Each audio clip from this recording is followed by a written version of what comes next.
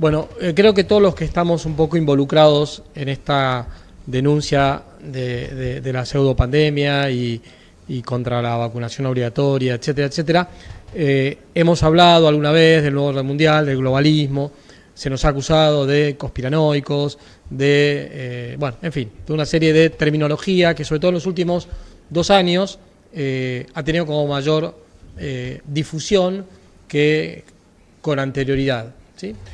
Entonces, el objetivo de esta pequeña exposición es explicar brevemente, con evidencias, qué es esto de globalismo o antiguamente llamado nuevo orden mundial, también se lo llama de manera actual, pero la palabra globalismo se usa más, ¿sí? Y luego, cuando sea el momento de las preguntas, los que quieran profundizar podrán hacerlo. Entonces, lo primero que hay que decir es que hay que distinguir entre dos cuestiones que están relacionadas pero son distintas. Una cosa es la globalización, es decir, la mayor interacción cultural, económica, política que se ha ido dando en el mundo, sobre todo en los últimos 100 años, aunque la primera oleada de globalización podríamos decir que se da después del descubrimiento de América, como dice un conocido politólogo argentino y amigo además personal, que es el doctor Marcelo Ullo, de lo que es el globalismo, porque la globalización es un fenómeno con esas características y que tiene aspectos positivos y negativos, como sucede en todas las realidades humanas, y en cambio el globalismo es un proyecto político con unas connotaciones ideológicas, económicas, etcétera, ya distintas, que necesita de la globalización, pero que no se identifica con la globalización. Es decir, podría haber globalización sin globalismo. Ahora es evidente que no puede haber globalismo ideológico sin el fenómeno de la globalización. Por eso esto, del año 89 para acá, es que ha ido como creciendo, ¿no? Y si queremos definirlo de alguna manera, podríamos decir que ese globalismo es un proyecto político cuyo fin es crear un nuevo orden mundial que elimine o limite, no siempre es eliminar, las soberanías nacionales, las religiones tradicionales y la ley de Dios, para crear una república universal. Ya las modalidades pueden ser muy variadas y entre los ideólogos del globalismo hay diferencias, basada en aquellos principios de la Revolución Francesa, libertad, igualdad y fraternidad, que también se van digamos, balanceando según las épocas. Yo distingo, por una cuestión didáctica, en 2 etapas del proyecto globalista inmediato, o sea, el que estamos viviendo desde el fin de la Guerra Fría hasta ahora. Una primera etapa que tiene que ver con lo que Miguel explicaba recién, con la política norteamericana, fue el proyecto globalista bajo conducción norteamericana, ¿sí? Era el proyecto de los llamados neoconservadores, ¿sí? Ahí estaba Fukuyama, Samuel Huntington, Irving Kristol, en fin. Por supuesto que eso sigue teniendo vigencia, pero podríamos decir, saben que en historia estas cosas son complejas y más en historia contemporánea, que eso entró en crisis en el año 2008, cuando se produce la crisis financiera internacional. Y entonces se produce una especie de recambio, ¿sí?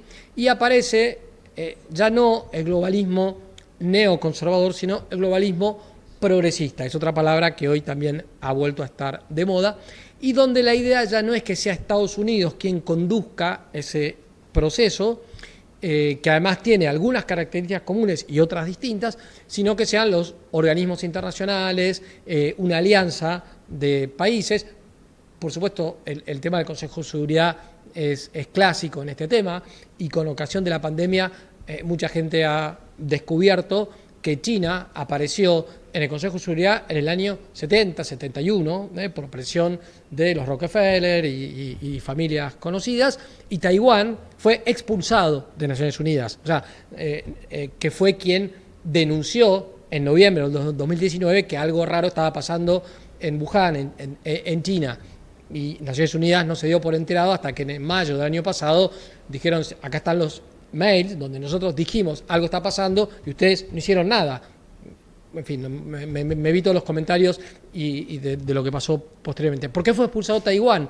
Porque China considera que es una provincia y entonces no solamente fue expulsado del Consejo de Seguridad, sino que directamente no está en Naciones Unidas como miembro de la Asamblea General. Alguna participación tiene, evidentemente, pero no como la tenía antes, ¿no? Bueno, muy bien. Entonces, bueno, como dije recién, esas son las dos grandes tendencias. En el medio, por supuesto, hay intereses comunes, hay peleas. Cuando hay poder y dinero en el medio es imposible que estas cosas no sucedan y hay que tener cuidado con, porque esto podría ser una simplificación, pensar que hay 5 personas que se reúnen todos los días a ver cómo ponen en práctica esto. Acá hay una multitud de organizaciones, hay distintos niveles, no todos están de acuerdo en lo mismo, y hay cosas que se pueden saber con mayor certeza y otras que se puede conjeturar teniendo cuidado en qué es lo que uno afirma. Por eso lo siguiente es, ojo con el conspiracionismo. La conspiración es algo que existe. La Revolución de Mayo fue una conspiración. La Revolución del 43 en Argentina fue también una conspiración. Quiere decir, fue una acción de una serie de personas con un objetivo político concreto que mantuvieron cierta discreción durante la preparación de eso. Finalmente lograron lo que querían o no lo lograron porque hubo conspiraciones que fracasaron y hoy se estudian y al día de hoy seguimos discutiendo qué es lo que realmente buscaban, etcétera. Muy bien, eso pertenece al campo de la política y al campo de la historia y es una realidad. ¿Cuál es el problema? Cuando se interpreta una conspiración X con sofismas, ¿sí? Es decir, con los sofismas tal como fueron enseñados por los griegos y tienen vigencia al día de hoy porque son verdad, no porque lo hayan dicho los griegos. Por ejemplo, cuando hago una generalización indebida, ¿no? Entonces yo digo, por ejemplo, ¿no? Marx está en contra de la propiedad privada, por lo tanto, todos los marxistas están en contra de la propiedad privada. Bueno, mirá, de Marx al postmarxismo de Laclau y Buffet hay, digamos, una evolución dentro de la escuela del marxismo, el neomarxismo, el postmarxismo, antes estuvieron el leninismo y el trotskismo y el stalinismo y Gramsci y qué sé yo, y no todos siguen a pie juntillas lo que dijo Marx sobre la propiedad privada. Entonces, estás generalizando indebidamente, ¿no? Falacia del hombre de paja. O sea, yo construyo la imagen de un enemigo que no existe, ¿sí? Pero voy asociando una serie de cosas y después busco las supuestas evidencias para atacar a ese enemigo. Lo que pasó en la primera guerra del Golfo y en la segunda guerra del Golfo, ¿sí? Es decir, se generó miedo ante un potencial enemigo. Después, eso salía en titulares grandes, ¿no? Yo me acuerdo, en la primera guerra del Golfo, en la segunda menos porque tuvo menos consenso, pero también. Y después salía, en 2 años después, chiquitito, la noticia, no se encontraron armas nucleares en Irak o dudas sobre, bueno, X, ¿no? Lo que fuera sucediendo. Entonces, a veces digamos, citan fuentes documentales de dudosa autenticidad, a veces se cae en calumnias, a veces se simplifica y se quiere explicar todo por una sola causa. Bueno, entonces, ahí, si nosotros cayéramos en eso y nos acusaran de conspiranoicos, tendrían razón, ¿sí? Porque las cosas hay que explicarlas con el grado de certeza que se tiene. Mira, esto es hipotético o conjetural, esto es dudoso, esto es verdadero, de esto tenemos certeza moral, no es una verdad metafísica o propia de un axioma matemático, pero da la suficiente certeza como para poder actuar, ¿sí? Si no, no nos moveríamos de nuestra casa, ¿no? Es decir, no me acuerdo quién de ustedes, vos creo que decías, si estuviéramos controlando permanentemente qué es lo que nos puede pasar, no nos moveríamos, ¿no? Porque tendríamos, sí, ahí... Bueno, no, tenemos una cierta certeza moral de que tal como estamos, en principio no nos vamos a morir si ponemos ciertos medios. Bueno, podemos morir de muerte súbita, y sí, nos podemos morir de muerte súbita, pero generalmente no es lo que pasa habitualmente. Bueno, acá lo mismo. Ahora, si ya vamos a hablar de una conspiración, entonces vemos los fundamentos, ¿sí? La Carta de la Tierra. Primero, si uno lee todas las convenciones de los años 90, la cumbre de población del Cairo, la de Pekín sobre la mujer, las posteriores que fueron agregadas como continuaciones de ella, la Carta de la Tierra, y después la Agenda 2030 con los 17 Objetivos de Desarrollo Sostenible, más el gran reinicio del Foro de Davos, uno ahí ya tiene bastantes elementos suficientes como para decir, mirá, no te estoy hablando de fantasmas, no te estoy hablando de falacias, no te estoy mostrando lo que ellos mismos están diciendo, ¿sí? Ahora, si lo queremos resumir, podríamos decir que algunos, una pregunta lista es, ¿por qué quieren esto? Que ahora voy a simplemente mencionar. Mira, algunos lo quieren porque trae beneficios económicos, otros porque trae beneficios de poder.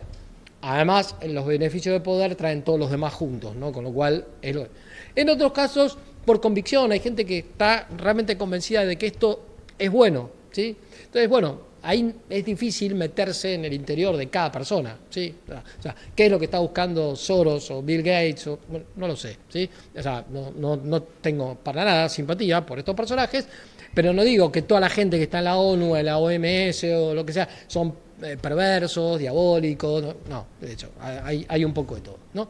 Muy bien, entonces, primero, ¿qué significa alianza de democracia y relativismo? Una cosa es un sistema donde hay una mayoría que elige a la minoría que va a gobernar, y otra cosa es suponer que esa minoría, elegida por una mayoría, puede decidir sobre cualquier tema, digamos, con el único límite de que se decida mayoritariamente, ¿sí?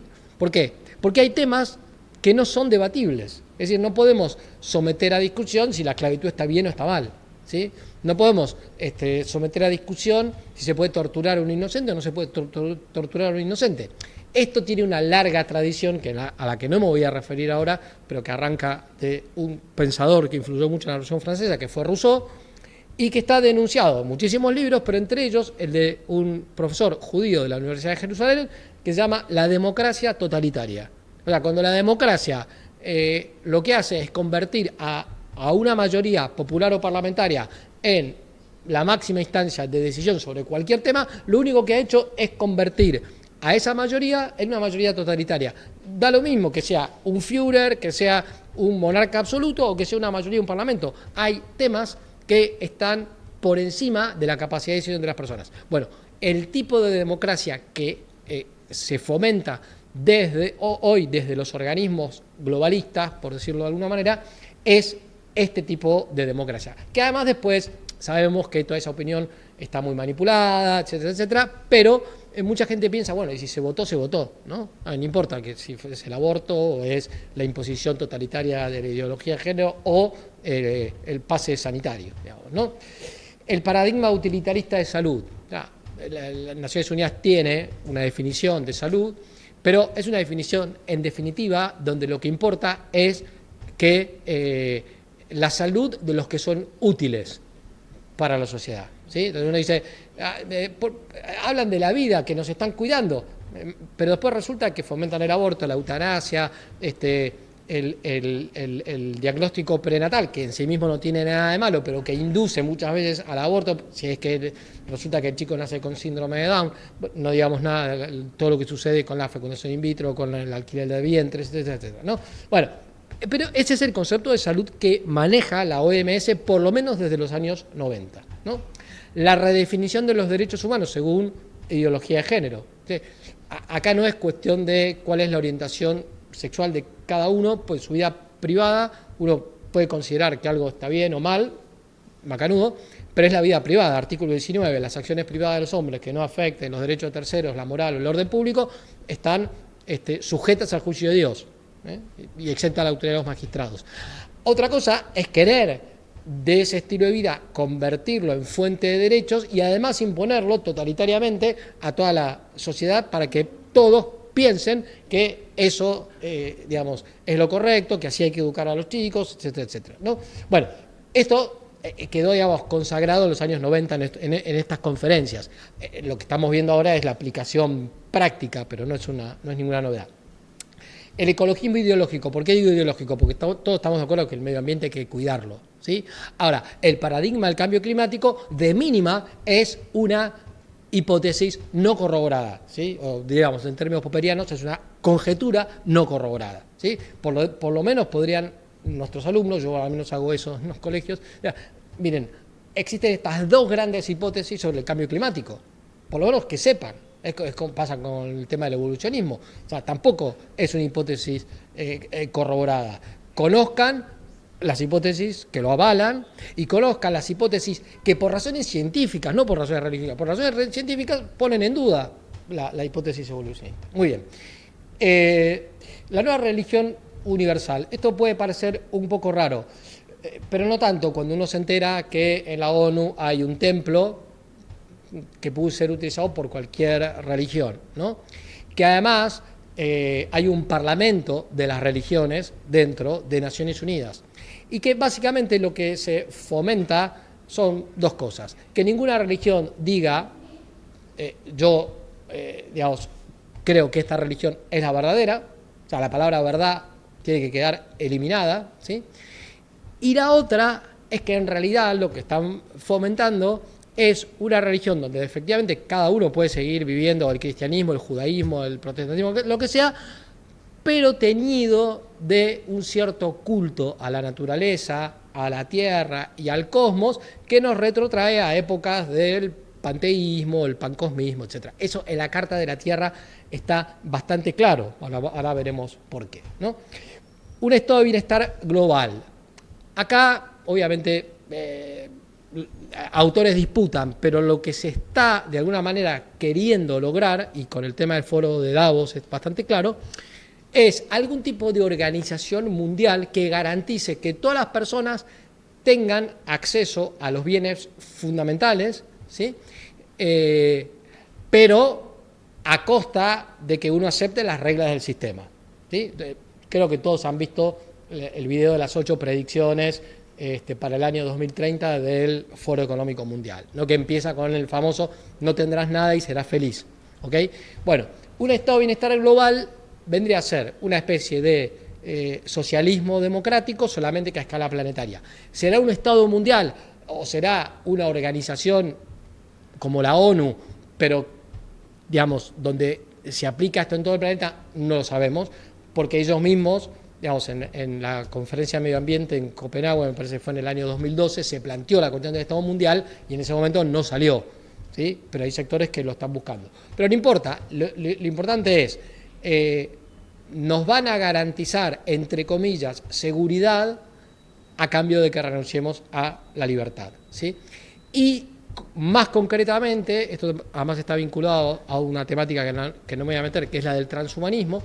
Saben que la famosa cuarta revolución industrial lo que va a generar no es un proletariado de campesinos que se trasladan a las fábricas a trabajar y son explotados porque rige un liberalismo individualista, como pasó en la revolución industrial, en la primera por lo menos y en la segunda, sino que quienes en este momento, de acá a 10 años más o menos, van a quedar sin trabajo, es su gran mayoría la clase media, ¿sí? Es decir, por efecto de la automatización de un montón de profesiones, los contadores, ¿sí? Por poner un ejemplo, tienen los días, contados, ¿no? Entonces, muy bien, pero lo que no quieren es que hagan demasiado lío. Entonces, te vamos a dar tu ración de comida, viene en el video, ¿no? Viene un dron y te trae la comida, te traerá tus remedios, entonces tendrás una renta universal, vos te quedas en tu casa viendo Netflix, no molestes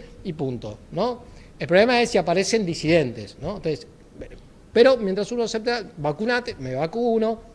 Lo de la nueva izquierda cultural es porque estamos bajo el paradigma de este globalismo progresista, entonces por eso es mucho más agresivo en materia de género, en materia de cómo interpretar los derechos humanos, etcétera, etcétera. Bajo el paradigma neoconservador mantenían algunos valores de la civilización cristiana todavía, ¿sí?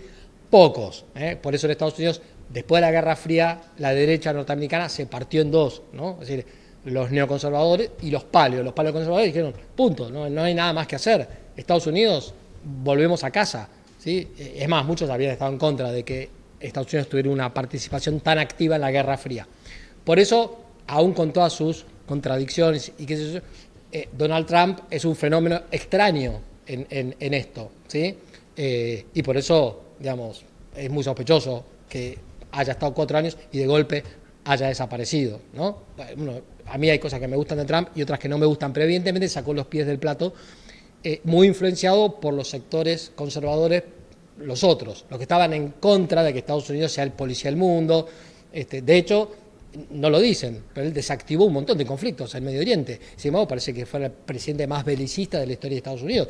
Bush padre fue mucho más, Reagan lo fue mucho más, Bush hijo también, y los demócratas muchísimo más, desde Wilson a Bill Clinton y Obama, ¿no? Muy bien. Y fundamental, rediseño de la Iglesia Católica, ¿sí? Por supuesto, todas las religiones es importante que adhieran a este paradigma, pero hasta Benedicto XVI ninguna, digamos, la Iglesia Católica no formaba parte del Parlamento de las religiones, ¿sí? ¿Por qué? Porque no podía entrar en igualdad de condiciones cuando se considera portadora de la verdad, independientemente de que no la puede imponer por la fuerza, lo cual es lógico, ¿no? Bueno, hoy, hasta donde yo estoy enterado, no forma parte tampoco del Parlamento de las religiones, pero el discurso oficial que hay en la Santa Sede va bastante en esta línea, ¿sí? Y si ustedes ven lo que fue la declaración de Abu Dhabi del Papa Francisco, ven lo que se está construyendo en Abu Dhabi, la casa abrámica, ¿no? Un templo judío, un templo islámico y un templo cristiano, va muy en esta línea, ¿no? Sigamos. Evidencias. Y con esto ya termino. ¿Qué dice la Carta de la Tierra? En una parte, ¿no? Debemos unirnos para crear una sociedad global sostenible, fundada en el respeto hacia la naturaleza, los derechos humanos universales, la justicia económica y una cultura de paz. Hay que leer un poquito para saber qué significa desarrollo sustentable según Naciones Unidas, qué significa salud reproductiva según Naciones Unidas, pues si no uno piensa que esto está bastante bien, ¿no? Muy bien. La Tierra, nuestro hogar, está vivo con una comunidad singular de vida. Acá ya aparece la cuestión religiosa. La Tierra es un planeta con mucha materia que es inerte y donde hay vida vegetal, animal y humana, ¿sí? Pero decir que el planeta está vivo, eso ya forma parte no de algo científico, sino de una concepción pseudo-religiosa. No lo encontré ayer buscando esto, pero en el libro del padre Juan Claudio Zaragoza sobre el desarrollo sustentable, que es del año 2003, cuando habla de la Carta de la Tierra, en un momento, al menos tal vez lo hayan cambiado, pero en ese momento, en la Carta de la Tierra decía, a ella le pertenecemos. O sea, no es que, o sea, se cambia el paradigma de el hombre es el rey de la creación y por supuesto tiene que cuidar el medio ambiente para pasar a ser la Tierra el centro, ¿sí? Y nosotros pertenecemos, bueno, muy bien, sigue. La protección de la vitalidad, la diversidad y la belleza de la Tierra es un deber sagrado y lo de sagrado después aparece más adelante. Es decir, ustedes me dirán, y esto tiene que ver con lo de la Pachamama, porque ahora, o sea, a mí me encanta el folclore, canto folclore, Marian lo sabe, pero claro, una cosa es la Pachamama como una cuestión folclórica y otra es que volvamos a creer que la Madre Tierra es una divinidad, ¿no? Bueno, incluso en el Vaticano se adoró a estatuitas que representan a la Pachamama, ¿no? Me cuesta decirlo, soy católico, practicante, pero hay que ir de frente y con la verdad, ¿no? Entonces, muy bien. Entonces, ahí está, la ideología globalista, lo de la nueva religión universal, está en mucho más de la Carta de la Tierra, tuve que seleccionar. Agenda 2030, objetivo 3.7. Para el 2030, garantizar el acceso universal a los servicios de salud sexual y reproductiva, incluidos los de planificación de la familia, información y educación y la integración de la salud reproductiva en las estrategias y los programas nacionales. Es decir, ¿qué significa salud sexual y reproductiva? Derecho al aborto, derecho a la anticoncepción, ideología de género, etcétera, etcétera. Eso es lo que se entiende en Naciones Unidas por este tema, ¿sí? Por tanto, educación sexual de manera relativista, con ideología de género e impuesta totalitariamente, ya estaba ahí, ¿no? Bien. Y el objetivo 5.6 dice: asegurar el acceso universal de la salud sexual y reproductiva y los derechos reproductivos según lo acordado de conformidad con el programa de acción de la Conferencia Internacional sobre Población, la del Cairo, y el desarrollo y la plataforma de acción de Beijing, la del 95, y los documentos finales de sus conferencias de examen. O sea, esto es anticoncepción, aborto, fecundación in vitro, etcétera, etcétera, etcétera. Digamos, ¿no? Bien, sí. Foro Económico Mundial. Todos vimos el video. Ese video está hecho en base a un artículo de Sherry Parker que está en la página del Foro Económico Mundial y que dice estas dos cosas, entre otras tantas, ¿sí? Pero que sirve para entender las fuentes de ese video, ¿no? Nada me pertenece. No tengo coche, no soy dueña de mi casa, no poseo electrodomésticos ni ropa, escribe la parlamentaria danesa Ida Auken, o como se pronuncie, no sé. En la ciudad de 2030, las compras son un recuerdo lejano, la compraventa. Compraventa supone propiedad privada, ¿sí? Sus habitantes han encontrado la solución de la energía limpia y toman prestado lo que necesitan a pedido. Por eso la tendencia a que la gente alquile. O sea, no te va a faltar una casa, un auto, no va a ser tuyo, pero todos van a poder acceder a eso, ¿sí?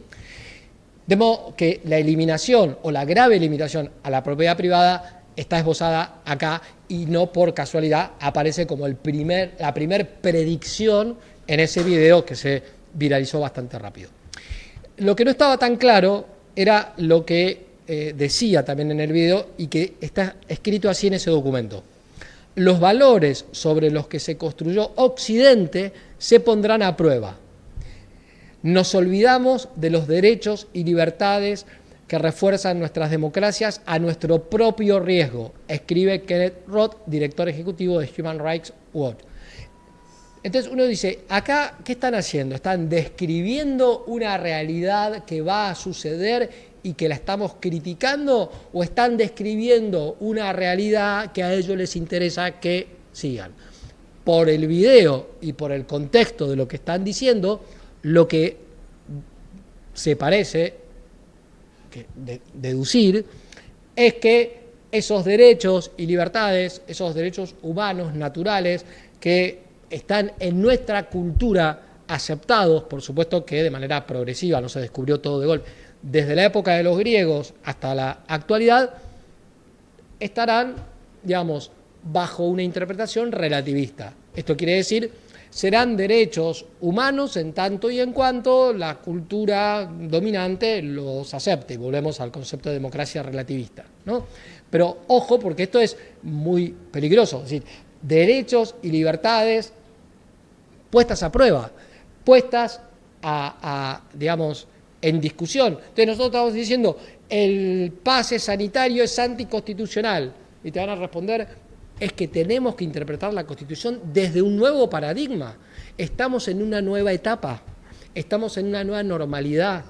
Hemos entrado, y de hecho todo esto que he venido diciendo, que tiene que ver con lo de la supuesta pandemia, que dicen, hay que aprovechar la pandemia para poner en acción todo esto que fue programado hace años, pero tenemos la ocasión perfecta para ponerlo en práctica. De hecho, el nivel de control social que se ha logrado el año pasado y el 2020 y 2021 es fabuloso, digamos, ¿no? Para el que le gusta ese tema es increíble. Lo hicieron a propósito, lo están aprovechando, no sé, ahí eso sí entramos en terreno de conjeturas, ¿sí? Bueno, y lo último, libros recomendados. Miren, estos libros, varios yo los he leído, otros conozco a sus autores, son libros serios, o sea, no son libros conspiranoicos, ¿sí? Y algunos son bastante antiguos, con lo cual, como para que uno pueda decir, a ver, esto se sabía, no. De hecho, a mí no me tomó por sorpresa en lo más mínimo, ¿sí? Lo que me tomó de sorpresa es cómo se aceleraron las cosas después del año 2000, ¿sí? Por ejemplo, el libro El desarrollo sustentable explica toda la reingeniería global que se diseñó en los años 90, el padre Juan Carlos Arauja, está publicado en el año 2003. Poder global y religión universal se publicó post-mortem, el padre Juan Claudio, creo que ahora, hoy, ayer, mañana, no me acuerdo, se cumplen 5 años de su muerte. Fue un gran luchador en la Argentina contra este tema. Fue el que creó la página web Noticias Globales y Notivida, ¿sí? Tuve, además, gracias a Dios, de conocerlo desde muy chico y de tratarlo. Bueno, no hay ningún punto en el libro del desarrollo sustentable o en el progreso global que no tenga una cita a pie de página que uno no pueda ir y constatar, ¿sí? Bueno, en el caso del progreso global y religión universal, lo que habla es del rediseño de la Iglesia Católica, ¿sí? Bien, La cara oculta de la ONU. Este libro de Michel Scoyans, que es otro especialista, no lo leí, pero leí uno anterior que se llama El aborto, implicancias políticas. Lo leí en el año 91 o 92. ¿Sí? Es un investigador belga, asesor en la época de Juan Pablo II de la Santa Sede en todos estos temas, donde habla con toda claridad de justamente cuáles son las cuestiones políticas, geopolíticas, económicas que hay detrás de la promoción del aborto. Ahí habla de lo que en aquel momento eran los principales promotores, o sea, los Rockefeller, McNamara, la Fundación Ford, etc. Después vinieron los Soros, los Bill Gates, etc. Pero el libro yo lo tengo en casa, es de esa época. El de la guerra contra la población, no, pero si no es de fin de los 80, es del principio de los 90, o sea, no es un libro de hace 5 años. YPF, la multinacional de la muerte. Todos creo que habrán visto la película Unplugged, la que denuncia a Planned Parenthood, ¿sí? Bueno, muy bien. YPF es International Planned Parenthood Federation. Es un libro donde se escribe origen, nacimiento, desarrollo y expansión de la YPF a nivel mundial. ¿Saben de qué año es este libro? Año 1994. ¿Quién es Jorge Escala? Es un abogado de la ciudad de Córdoba, dirigente pro vida, de hecho fue candidato a diputado en estas últimas elecciones. Trabajaba, digamos, paralelamente con el padre Juan Claudio Zaragoza y tiene no sé en qué estado está en la actualidad, un juicio internacional contra el gobierno de los Estados Unidos por esterilización forzada de mujeres en Perú en la época de Fujimori, ¿sí? Estaba hasta, cuando yo le escuché esto, lo tengo bastante trato con él, me escribo, y yo, en un congreso él contó que estaba como cajoneado, ¿no? Probablemente eso prescriba, bueno, no sé. Pero, digamos, y el libro es muy interesante, por más que la información es hasta el año 94. Del año 94 para acá sabemos mucho más sobre el Planned Parenthood, pero yo me enteré en aquella época, ¿sí? Bien, y no sé si... Bueno, y como detrás de esto hay influencia de la masonería, no me puedo meter en este tema, y de las corrientes esotéricas de distintas religiones, del judaísmo, del cristianismo, etcétera. Bueno, hay mucho amarillismo en esto, entonces hay que tener mucho cuidado con qué es lo que uno lee, ¿sí? Entonces, Manuel Guerra, autor de La trama masónica y el árbol masónico, era un sacerdote español, falleció este año o el año pasado, especializado en sectas. De hecho, en los años 90 publicó un libro magnífico que se llama Sectas y nuevos movimientos religiosos, y luego se especializó más en el tema de masonería. Pero ¿saben cómo escribía él en los libros? Por ejemplo, el de Sectas y nuevos movimientos religiosos. La descripción que hacía, no sé, agarraba, no sé, grupos que creen que los ovnis son divinidades, ¿no? Entonces, agarraba grupos ufológicos, les mandaba a ese grupo, miren, esta es la descripción que yo hago de ustedes, ¿es correcta? Lo mismo hacía con los mormones, bueno. Entonces, una vez que tenía la aprobación, él hacía la crítica desde la fe católica, pero procuraba ser muy riguroso en la descripción. Entonces, por ejemplo, cuando habla del tema del satanismo y la masonería, dice, bueno, no en toda la masonería se practica satanismo, ¿sí? Sí en algunos grados de algunas de las tantas órdenes que hay, porque la masonería es algo muy complejo, ¿no? Pero en su momento causó bastante, digamos, notoriedad la denuncia que él hizo de que entre la Internacional Socialista y la masonería prácticamente hay una colusión absoluta. Esto lo dijo en el año 2012, 2013, época de Rodríguez Zapatero, Alianza de Civilizaciones en España, etcétera, etcétera, ¿no? Y Alberto Bárcena vive, ¿sí? Actualmente pueden encontrar un montón de videos de él, es Iglesia y Masonería, también habla mucho de este tema, el tema del globalismo, pero son autores serios, ¿sí? Hay otros autores que yo no los recomiendo, ¿sí? ¿Por qué? Bueno, porque caen en estos problemas, digo, pueden decir algunas verdades parciales, pero se desprestigian en cuanto no son serios científicamente, ¿no? Bueno, por supuesto hay mucho más material sobre esto, pero entonces viendo esto uno se da cuenta que el pase sanitario, la pandemia, las vacunas son el árbol, pero detrás hay un bosque. No es que el árbol tape el bosque, es que mucha gente no ve el bosque, ¿sí? Que es un bosque de árboles venenosos, alimanias y todo, ¿sí? ¿Hay esperanza contra esto? Por supuesto hay esperanzas. O sea, el mal no tiene la última palabra, ¿no? Yo les recomiendo un libro de Juan Pablo II que se llama Memoria e Identidad, donde él, claro, viviendo bajo el nacionalsocialismo, viviendo bajo el comunismo, dice eso, ¿no? O sea, la última palabra la tiene Dios. El señor de la historia es Dios. Al nacionalsocialismo le dio 13 años. Lo dice así, ¿no? Al comunismo, no, vaya a saber por qué, Dios le permitió más tiempo, al comunismo soviético, ¿no? Del 17 al 91. Muy bien. Sigue estando el neomarxismo, el postmarxismo, qué sé yo. Bueno, muy bien. Pero, en definitiva, lo que viene a decir es, para la vida personal y para la vida comunitaria, la última palabra la tiene Dios. Como diría un amigo mío, estamos viendo el replay de un partido que ya ganamos. Pasa que mientras tanto a veces nos cansamos, ¿no? No sé ustedes, pero yo estoy medio cansado de discutir sobre estos temas, cuando se ha perdido, como dijo Juan Manuel, el sentido común, ¿no? Así que bueno, esto es lo que tenía para exponerles y quedo a disposición luego.